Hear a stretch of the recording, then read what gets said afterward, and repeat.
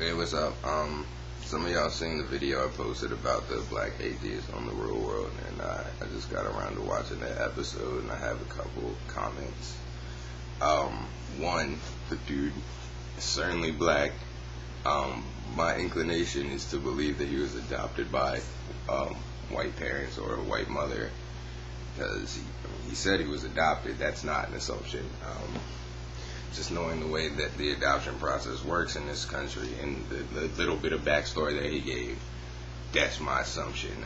So it's not exactly the same as somebody who came up in the black church and then resisted that and became an atheist, but it's progress. It's still representation of something that's not usually represented. So, and secondly, let me get to the actual debate they had. So at the table, one of the dudes said he was bisexual, and then he started talking about his faith, and obviously he's the one who brought it up that he's kind of a hypocrite for being a bisexual and being a Christian, and then the black dude kind of just confirmed that but in a little bit of an off-the-cuff way, and that guy and one other girl did not appreciate that. They were both Christians. They both started talking about how important faith is and a little bit about what the Bible says about God. And the black guy was like, so that's what the Bible said, and that you guys are really stuck in your ways.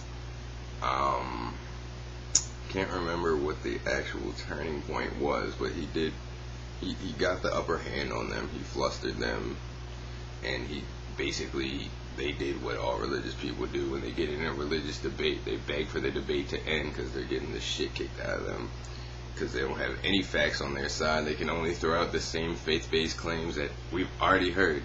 So that's what ends up happening. Later on, they agree they just won't talk about religion as much. But like I always say, and like this dude actually said, like, you bring up this nonsensical bullshit, you expect somebody to just sit there.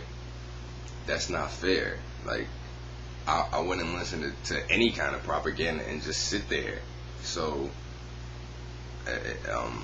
the way they get offended so easily is like they need to realize that what they're saying is big.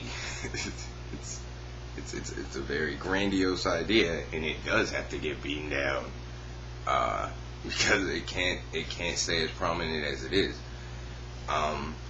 So I mean, it was very stereotypical, the debate. The atheists had the facts and basically the composure, and the Christians had very few facts, and they quite easily lost their composure and wanted to remove themselves from the debate because, like I said, they were losing. And two, they said their beliefs aren't up for debate because they don't give a shit about the truth or reality. So in a way, it doesn't matter that you talk to people like that.